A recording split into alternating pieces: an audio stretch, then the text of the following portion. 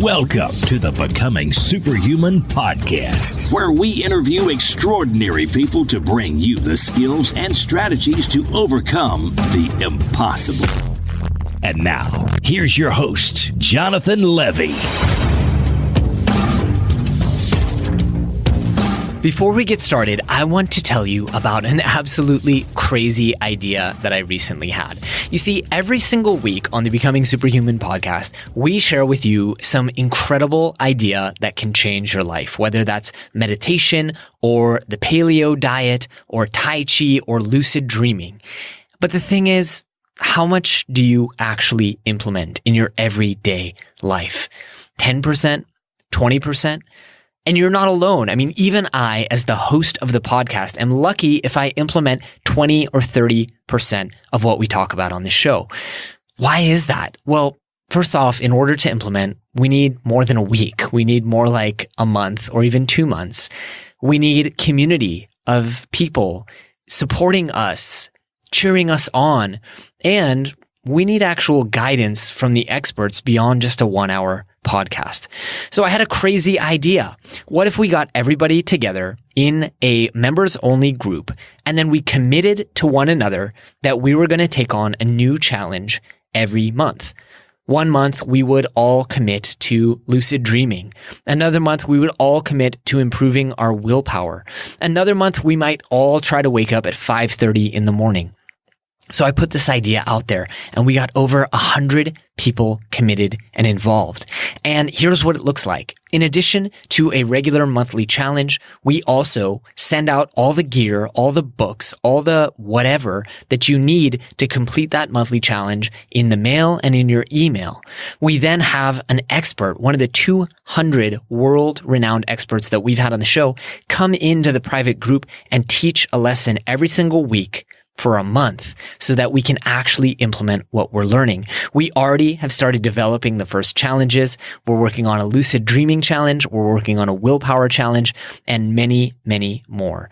So I want to invite you to come try this out. Join us. There are over 100 of us doing these challenges and we would love to have you participate with us. So to join this new crazy experiment that we're calling the Becoming Superhuman Mastermind, please visit jle.vi/mastermind. We can't wait to see what you achieve. Greetings, super friends, and welcome to this week's episode of the Becoming Superhuman podcast. This week, we are going to explore how you can become superhuman simply by putting on a pair of headphones. No, I'm not talking about some crazy electrode that hacks your brain. I'm talking about music that is specifically designed to help you focus, help you fall asleep, help you calm down, or get you amped up. I interviewed today the CEO of a company called Brain.fm. Now, some of you may have heard of Brain.fm because they are doing scientifically backed music that elicits specific states in the brain. So I wanted to figure out not just how this works, but why it works and how we can leverage this new technology to improve our lives. It's a far-ranging conversation, and Dan and I really hit it off and just went into all the geeky things that he and I both do to optimize our performance. I know you're going to enjoy this conversation with Dan Clark.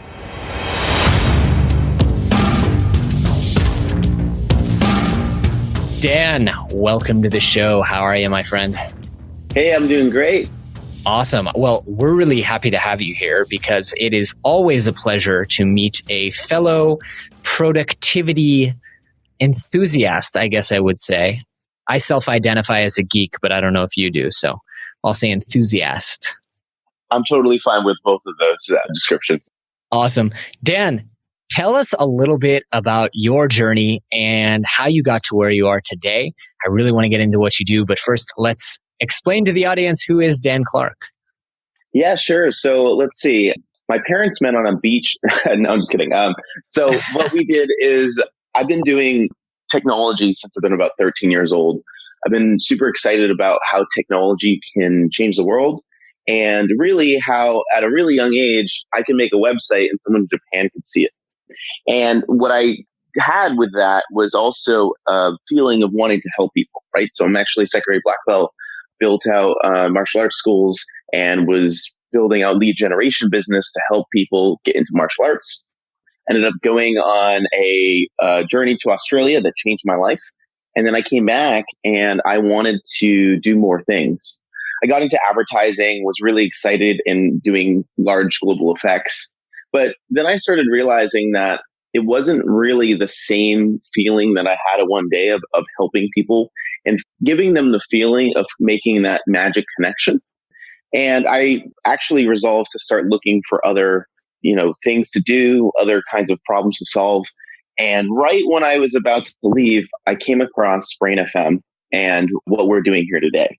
And what was happening, I'm sure we're going to go into what Brain FM is, but it was one of those things where you hit that magic moment of, wow, this is something that is going to change the world.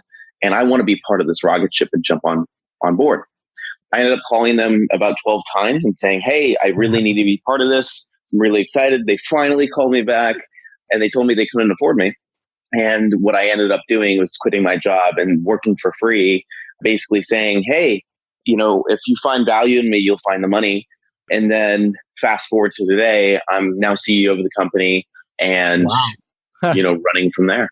Yeah. That was really cool. And I can tell why Brandon wanted me to meet you, because that's a similar story to what we had with him, and bringing him on board is, we're not really hiring, but kind of scratch your head and then finding the money, as you said, to pay for good people. So let's grab the bull right by the horns and tell me what Brain FM actually is. Sure. So Brain FM, we create functional music to help you focus, relax, and sleep better. And it's all backed by science, evidence, and research. So what we're trying to do is we're basically trying to make mental states that you already are familiar with, whether it being, extreme productivity, having deep sleep, great relaxation or meditation, being able to have that on demand just by listening to music that's created by our AI engine and our composers, and giving you that ability any time of day without any drugs or any kind of other stimuli. Insane. Totally insane. Because I have my perfectly honed productivity list. I call it my GSD mix. And it's all the music that I found on Spotify. But what you're saying is this is different. This is actually music that's composed from the ground up to make me either more productive, sleepy, alert, attentive. 100%. Yep. So what happens is we don't even start with the music. We start with a brain protocol that we know what someone looks like in a focused state. Some people call it zone. Some people call it flow state, but we know what brains look like with that through EEG and fMRI data and things like that. And what we try to do from there is we model a song to help encourage someone to get into that state and then lock there. So we actually call the term neural phase locking. We have a patent process to be able to do that. And that's one portion of the things that we do to basically get you into that state. And then again, as long as you're listening to the music, stay there. The music and the actual soundscapes that are created around those brain protocols, they do matter. They matter based on musical preference, things like that. But that is the second or third step rather than the first step in traditional music.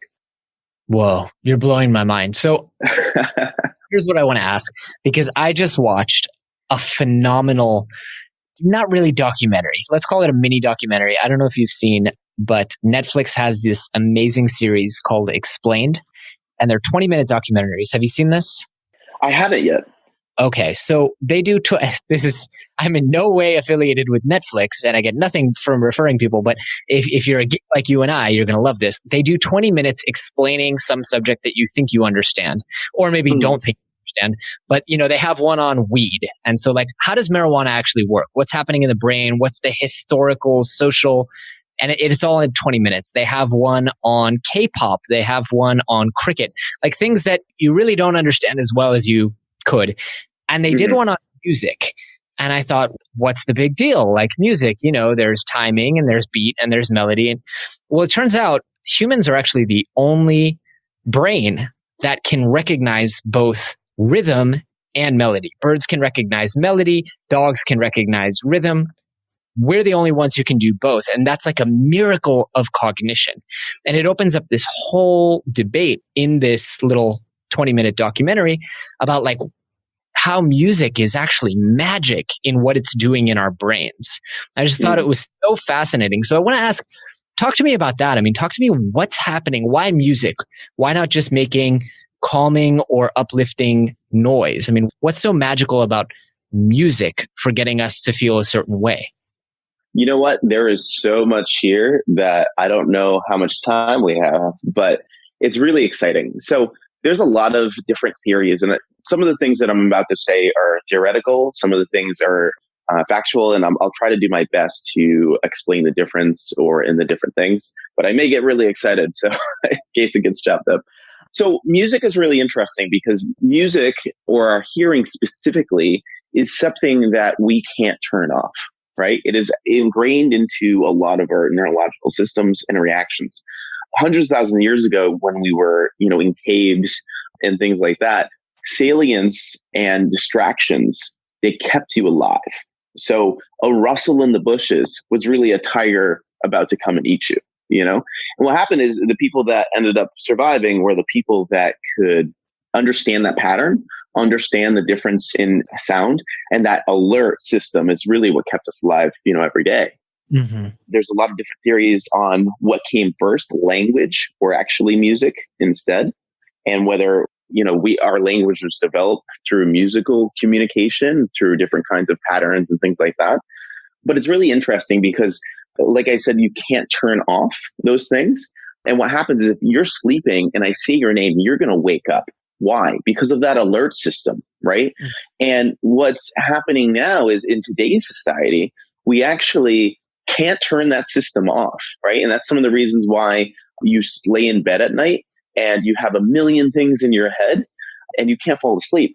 And it's because you have all these different things coming through you, right? And you can't actually go to sleep because all the distractions to today's life, they're amplified because we don't face these life or death situations. What we're trying to do with our music, and one example, is actually help you feel safe on a psychological level, right? And something more subliminal. But when you are maybe listening to a rainstorm, most people actually can fall asleep better in the rain. And it's looked to be that predators don't really hunt in the rain. Mm-hmm. And that's one of the reasons why evolutionarily we have these distinctions on music and how it relates to us, because it actually relates to these evolutionary measures like falling asleep next to a fire or sleeping in a rainstorm or being next to a babbling brook that actually kept us alive and the reason why we're here today. Does that make sense? Yeah, it's just so fascinating to me. And just this whole idea that music is special in this way, in that it engages the brain in a completely unique way, even unique to language, which is, of course, another thing that we can all do at this level. No other animal can do. Completely fascinating. Now, what was the origin of Brain.fm? Because I imagine someone sat down at one point and said, well, okay, if music affects our brains, then some kind of music is better than another kind of music. Did it start out with research? Did it start out with experimentation? I mean, how did you guys get to this? Yeah, great question. So Adam, who is the original inventor and founder, he has been working on this for 18 years. He was actually one of the first people to play with those video games that you can control with your mind. And how you do that is you have like EEGs hooked up to your brain and you measure responses and neurological activity, and you try to capture it and, respond to that way. And Adam is a amazing producer of music. He actually wrote his first symphony was 8 years old. I think you can tell that he's a very intelligent person. And yeah, right. He's our secret weapon. And basically he started doing this and realized that there was a correlation between the music he was playing and the EEG data that he was recording in this like video game stuff. And he actually transitioned. So one of the reasons why those video games never came to play or haven't yet was because of the technology and some of the just the cost of it and all that stuff. But then he goes, what happens when I listen to Mozart? What happens when I listen to this other thing? And he started realizing, he's like, well, everyone already knows that mental states can change our mode, right? If you go to the gym, everyone has headphones in, right? And I know I personally can't work out without music, right? And, 18 years ago, he basically was like, what if we could take music and superpower it and supercharge it with data and AI? And he was actually one of the first people to start doing this. And after, years of working, he actually started building systems to help encourage mental states over long periods of time. It would take 6 months to play a CD. You'd have to listen to an hour a day for 6 months. And then you could track that people have increased focus. And he did this with certain kinds of research institutions and things like that. And eventually it started going from 6 months to 3 months to 2 months to 1 month to 2 weeks. And now when we started Brain FM about 3 years ago, it was about 30 minutes. And where we are right now, we have actually complete control over the neural phase locking values. And we can make someone feel that zone that we're talking about in 10 to 15 minutes. And that's really where we are. The whole premise of the product, change your mental state, in that time. And actually, the fun thing is that the more you use the product, the faster you can jump back into that state. That's incredible. And you do this without your end user having to wear any kind of equipment or anything like that. You guys are basically able to figure out what's going to work for the average brain. Correct. Yeah. What we do is we use principles that make us all fundamentally human. So what we do is we have, like I said, the fMRI, those EEG readings. And then we also actually have video game testing. So we use Mechanical Turk on Amazon. And we design these games which we can test people's accuracy, their motivation. Some of the games are incredibly boring. And the way Mechanical Turk works is the longer you play the game, the more money you get paid. And even if you're motivated with money, sometimes people will all drop off around the same time. So we play our music versus placebo music that sounds exactly the same, but doesn't have the neural phase locking values, or Silence or Christina Aguilera or whatever. And we can show over time that for a very large percentage of the population, the results, they speak for themselves. And then as we keep going and moving forward, we continue refining that protocol, that brain protocol we talk about. And every time, we have an update, we get that feeling either faster or with different musical depth, quality, et cetera, et cetera. Very, very cool. Now, I think what we're going to do is we're going to have to splice in a clip here for people to listen and actually hear what some of this music sounds like, because otherwise I imagine it's hard to get a feel for it.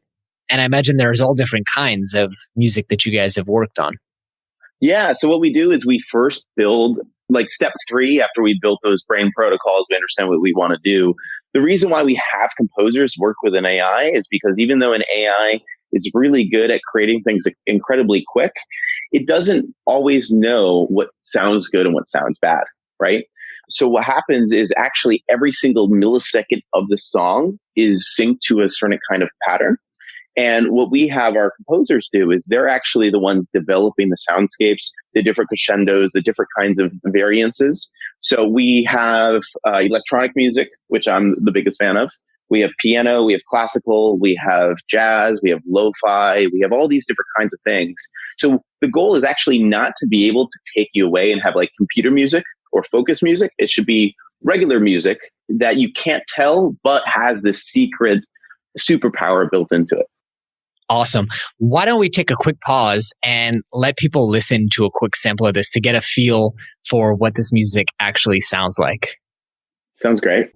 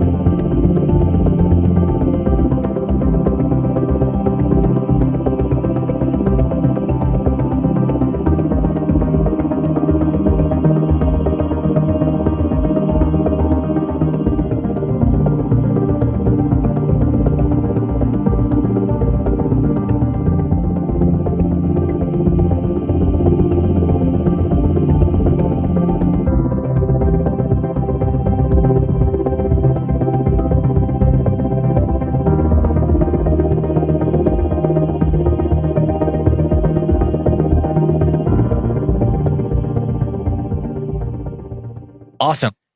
Thank you for sharing, Dan. Now, I want to ask, because you mentioned Mozart, and I would be remiss if I didn't ask, all this like 1980s hype about make your baby listen to Mozart.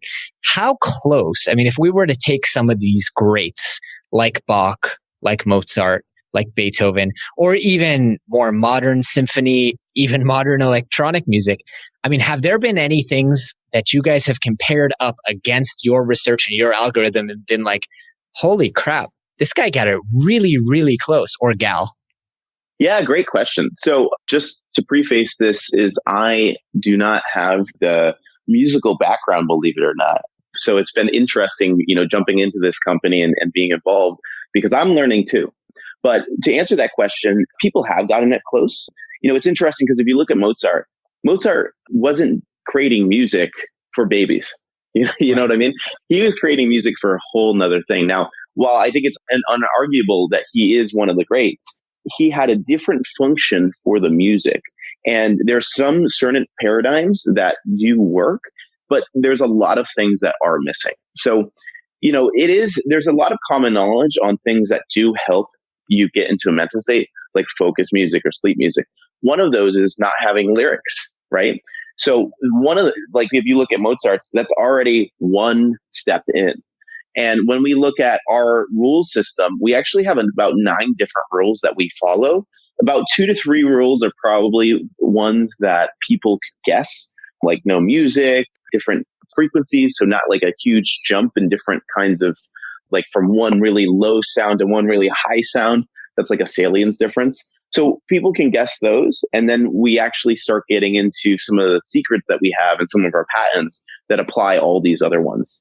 Believe it or not, I think the closest music we've found that's in like just normal production was one of the music. I'll have to tell you about it afterwards because I can't remember, but it's one of the songs on the Facebook. What is it called? The Facebook movie soundtrack is one of the closest sounds that we've found that they got it really close. Wow. I'm so glad you said that. Trent Reznor wrote that soundtrack. Mm-hmm.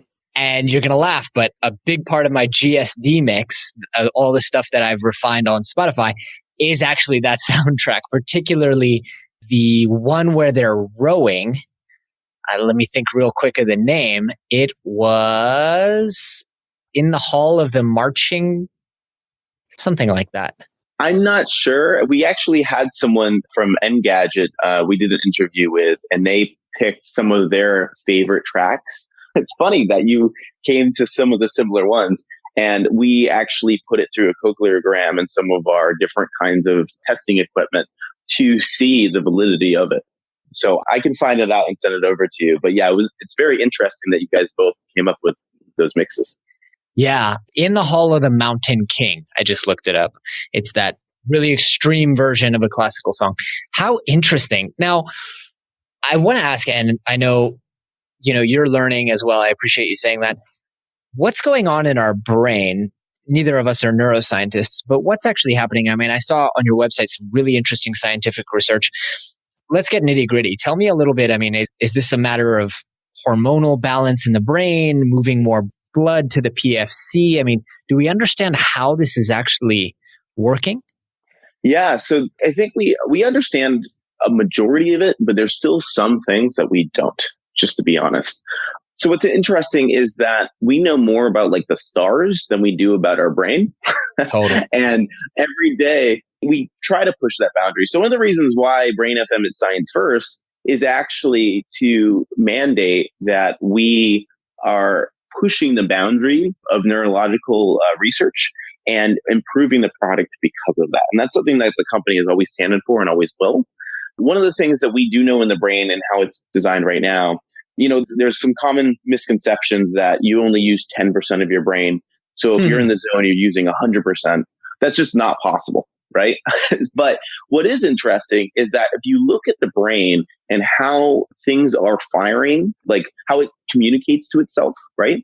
What is a really good representation is actually a Christmas tree. So think about when you plug a Christmas tree in and the lights all sparkle and blink at random different times, right? It's kind of like what your brain is doing. And what's happening when you're listening to our music through the process of the neural phase locking, we actually start aligning the different modules of your brain to start blinking in unison. So what happens is that's why it's called the neural phase locking. They lock to the same phase and the same blinking, right? And that Christmas tree starts all random different colors, and then it starts all turning on and turning off at the same time. And that's really the main effect in the brain, because it's the way it communicates with itself. And there's obviously way more here we can dive into, but that's the kind of the main premise of how it's working. Well, and again, I'm not a neuroscientist and I don't play one on the internet, but that's similar to when we get into flow, right? Is unison in all different lobes of the brain. But also what's so interesting about flow is it's one of the only times, if not the only time, that we know of that the brain is producing all 5 chemicals at once. Your oxytocin, your serotonin, your norepinephrine, and all of that. And I wonder if you guys have played around with that and experimented. I mean, I know it's really, really hard to actually detect the chemicals that are going on in the brain at specific times. But yeah, we haven't yet. That's something, unfortunately, science is expensive. So right now we're spending about $250,000 on just our focus product to help us make it better, to test it, things like that. So for us to go into that too, really, we will be there one day. But right now, obviously startup business and trying to figure out how to grow the company, as well as doing it right with valid science, is really important. So it is a balance. And as the company grows, we'll be able to devote more time and energy into research. But it's really interesting because you talked about flow state, and I'm sure a lot of your users have experienced that before or want to experience it all the time. And I think just a very interesting thing about flow state is actually it's like being less aware of your environment, right? You're sitting at a computer and, normally, like we're talking right now, it's a lot of the frontal cortex. It's a lot of us, reasoning, thinking, conversating, talking about, thinking about what we're going to talk about next, right? And when you're in deep flow state, you're actually almost like a step back in your head, where instead of thinking, it's more like just doing. And I think that's a really interesting, like just feeling in general. What are your thoughts on that? Well, I think first off, as you said, we're so far from being able to actually understand what's going on in the brain. I mean, if anyone doubts this, I would point them to depression is like affecting literally billions with a B of people. And yet we still can't actually figure out what's going on. It's like, are you missing dopamine? Or are you missing serotonin? And, we have Band-Aids to put on it. But if you know anyone who's been chronically depressed, like we're still far from solving that problem, and like postpartum depression and things like that are affecting millions and millions and millions of people. So all this like tweaking and stuff, we're a long ways away from actually getting it right. And that's because on some level, and I'm going on a pretty wide tangent here, I realize, but it's kind of like the human brain is the most complex object in the known universe. And we're trying to study it with our human brains.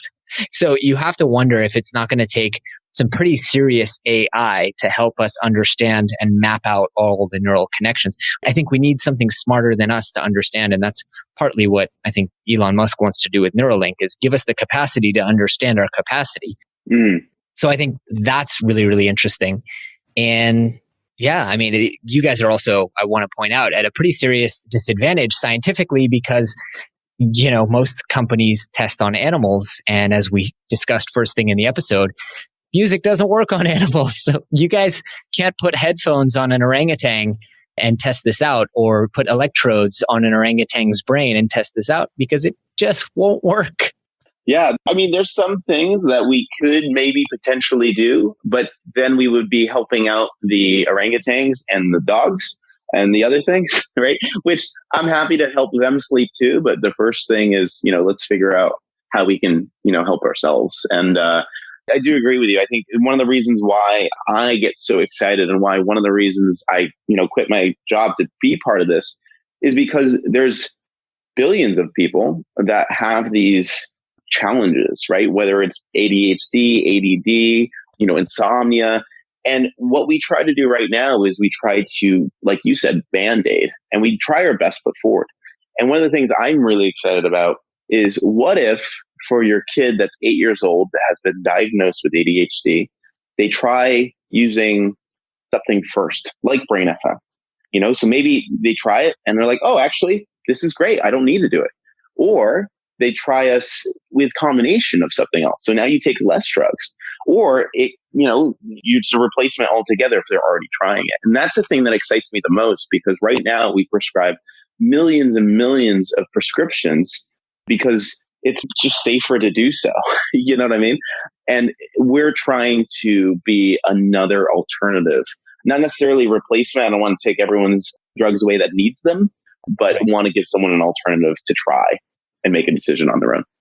Oh, it's so important. And I echo your concern that for some people, for me, medication was life-saving just to get through school. But boy, it would have been nice to have an alternative. And boy, it would have been nice to have a little bit more awareness. When I was first prescribed Ritalin, meditation wasn't a thing. It was kind of like this niche thing that Buddhist monks did. And we're talking 15 years ago. Only in the last 5 years has there been this incredible renaissance of mindfulness and actually understanding the power. Researchers have known for a long time, but for the public to understand the power, it's taken a long time. And we're still on that wave. I think, I said wave, it's kind of like the ocean thing where meditation, it's like, actually, let's make a metaphor. It's like running. So I don't know if you've ever run or heard about Shoe Dog, or, the whole Nike and how they built their empire. But running, if you went back in a time machine and you went for a run, I think it's like 80 years ago or 50 years ago, no one did it. You were crazy. You know what I mean? Right. And it took a little bit for it to crest and it becoming a very, that person's running. No big deal. That's awesome. And I think that's what's going to be happening for mindfulness in the next 10, plus years, is now it's not going to be something that only people that are really a certain kind of people doing. It'll be nationally recognized in society to be something that's beneficial. Totally. Now, on that note, I want to transition because when I meet someone who's a fellow productivity and optimization geek, I always want to discover the other things that you do on a day-to-day basis to optimize your performance. Yeah, of course. I'm happy to do that. I'm very sensitive to that stuff. So let's geek out. Yeah. So what's it look like? Do you have tools, tricks, techniques, habits, routines? What are some of the things that you do that keep you at optimal performance? Sure. So I think the first thing is habits. So it's funny, before, and this is, I guess, an important distinction too, is before I was working for Brain FM, what I would do is I'd actually work at 10 p.m. till 4 a.m. 5 days a week, because that was when I could find that flow state, that zone on demand. And I restructured my whole life to do it. I actually went to Asia for a long time just so I could stay in that same kind of cycle. And then I get used to it and I come back. So nowadays, what I'm doing is trying to replicate that flow state as early as possible in the morning. What I do is I wake up every morning and I either do two things. One is I put on Brain FM, the focus music, or I play with some things that we're experimenting down the road. So one of the things that it's not publicly available, unfortunately, yet, because we're testing it, but we have wake up music. So basically, it's like an alarm clock. It starts playing and it helps you wake up less groggy, right? So what happens is I start my day with some kind of music that, we're trying to solve problems. I always start my day with an iced coffee, no matter what time or temperature it is. People think I'm crazy when I go down in New York and I go to Starbucks and I get my iced coffee. But then what I do is I sit down at my desk and I take out a journal and I write down two things. First, I do gratitudes, unstructured. So I write things that I'm grateful for. Now, not always every single thing, but I try to think of new things that I'm very happy for. So this morning, actually, I wrote down that I'm grateful for the opportunity to chat with you, Jonathan, and also your whole audience, right? And that helps me figure out not only, about what I'm doing in the day, but also about what's important. Like, what do I have to focus on? Where do I have to put my time into? Then from there, I do unstructured journaling. So I actually do a maximum of 3 pages, but then I just write anything on my mind whatsoever. So it could be relationships. It could be family. I guess that's relationships too. It could be spheres. It could be anything at all. And I just write things down and I get that out of my brain, I guess. And during that, I actually come up with to-dos during the day. So I'm fearful about X, Y, and Z. Okay, that's a to-do. Let's fix that. Things like that. And this whole process probably takes me about 30 to 45 minutes. And then from there, what I'm doing is I open up my email and I just try to crank through as many emails as I can and try to set things up. So in this block of time, it's usually about 90 minutes at the end of that. And by then, I have intentions for the day, I have to-dos, and I have most of my emails responded to. And then what I do is I'll usually have a block of time where I do interviews, podcasts, things of that nature. I have team meetings, all that stuff. Then I'll go to the gym. I'll work out, I'll get pumped up, whether it's cardio or yoga or anything like that, really. And then I'll do another 90-minute focus session where I'll start the session with Brain FM and I will, try to conquer like one major to do in that time. Wow. So you're pretty regimented. Yeah. So I actually do that 4 days a week. I do that Monday, Tuesday, Thursday, Friday. Wednesday, I actually treat unstructured like a weekend. So what I do is I usually zone the whole day. I block the whole day out and I do it completely unstructured. So I wake up in the morning, I'll have my coffee. I actually don't do the journaling that day. And I just look at what are things that I want to do. And I give myself the opportunity to rest, but also be creative. And that's something that I've been doing now for at least 6 months. I introduced that Wednesday zone day. And that's something that has had tremendous effects on the Thursday and Friday of the week and having the same effectiveness on a Monday and Tuesday. I love that. So you don't schedule out the maker or manager days or anything like that, but Wednesday is a free day for you to kind of creatively roam, which I think is so important for executives. Many executives don't realize how important it is to take free days. Yep, exactly. So I still do work, but I go through things that I probably would never go through, like customer support or looking at design or looking at what the product is going to be like in the next year. And I really can sit down and have no time constraints and just like come up with like, just a challenge or a problem, or maybe there's no problems. And I just kind of try to take a really deep look at like what's going on. And that usually leads to me getting really excited and, figuring out what to do with Thursday and Friday. I love that. I really love that. Now, besides Brain FM, what's one product or service that you just could not live without? Yeah, great question. So I love different kinds of things that help you learn. So Audible, things like that, I don't think I could live without. I crush books on that all the time. I usually have about 2 books playing. So that's really fun.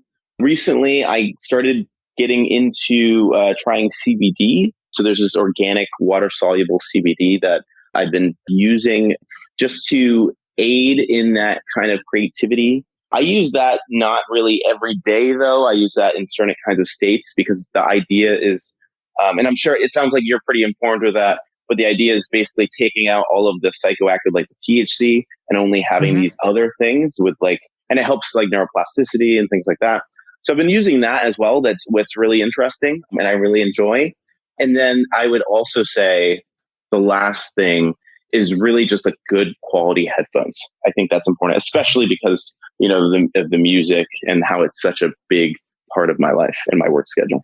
Wow. In 200 plus episodes, no one's ever said that, but I think that's probably one of my best productivity hacks is like a good pair of the Bose noise canceling headphones. I'm wearing them right now.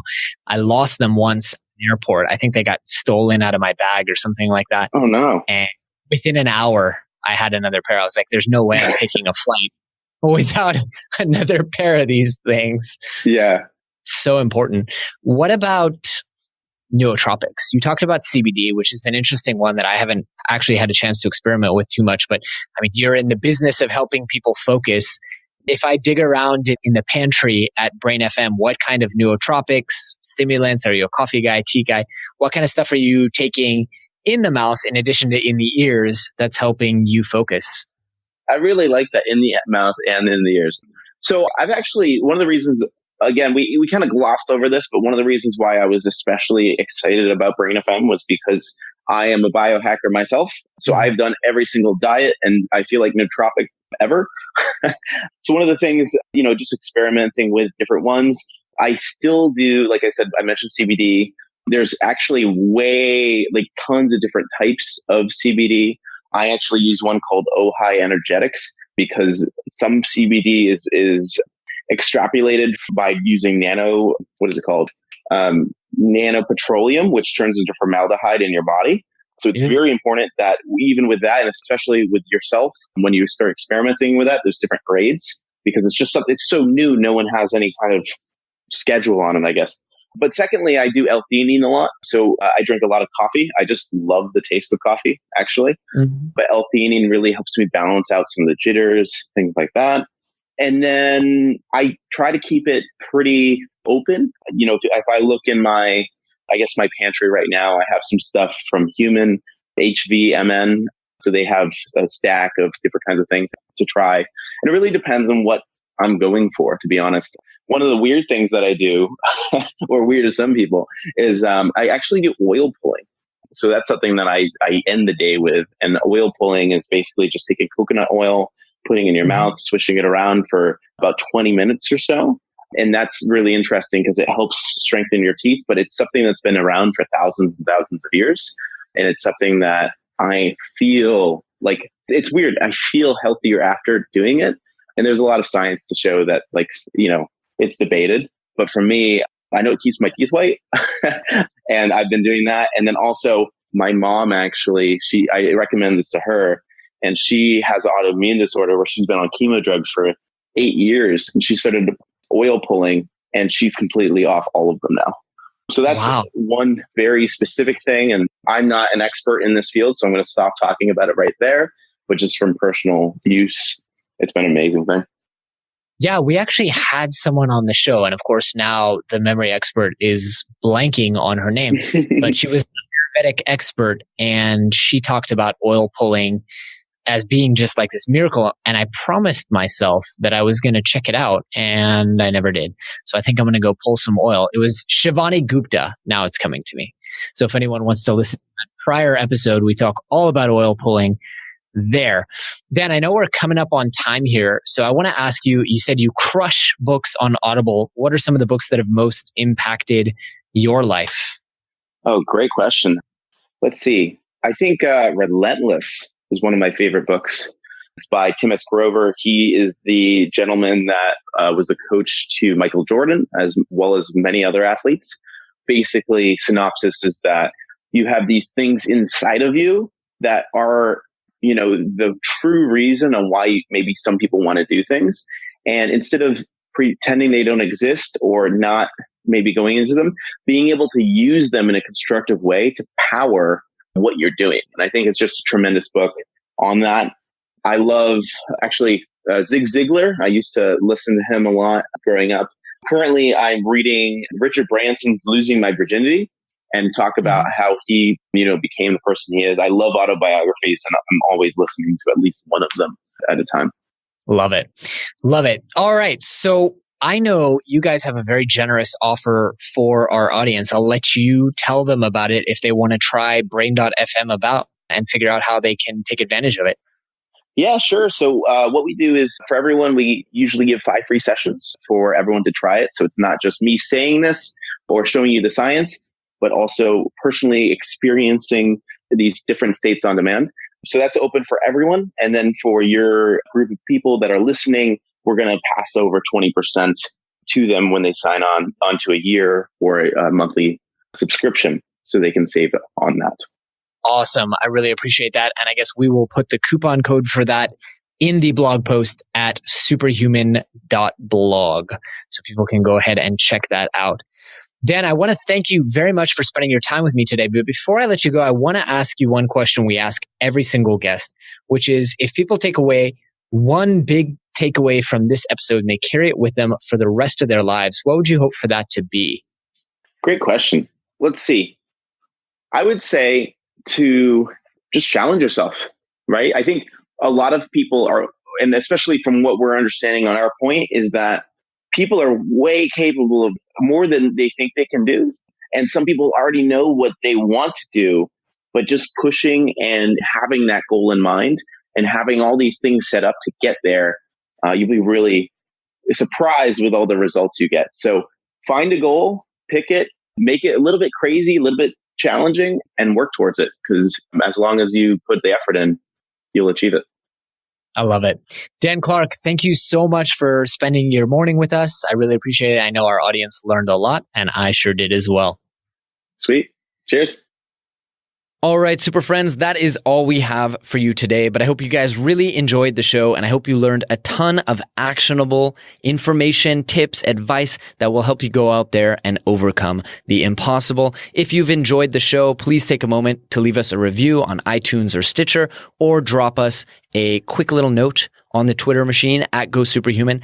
Also, if you have any ideas for anyone out there who you would love to see on the show, we always love to hear your recommendations. You can submit on our website, or you can just drop us an email and let us know. That's all for today, guys. Thanks for tuning in. Thanks for tuning in to the Becoming Superhuman podcast. For more great skills and strategies, or for links to any of the resources mentioned in this episode, visit www.becomingasuperhuman.com/podcast. We'll see you next time.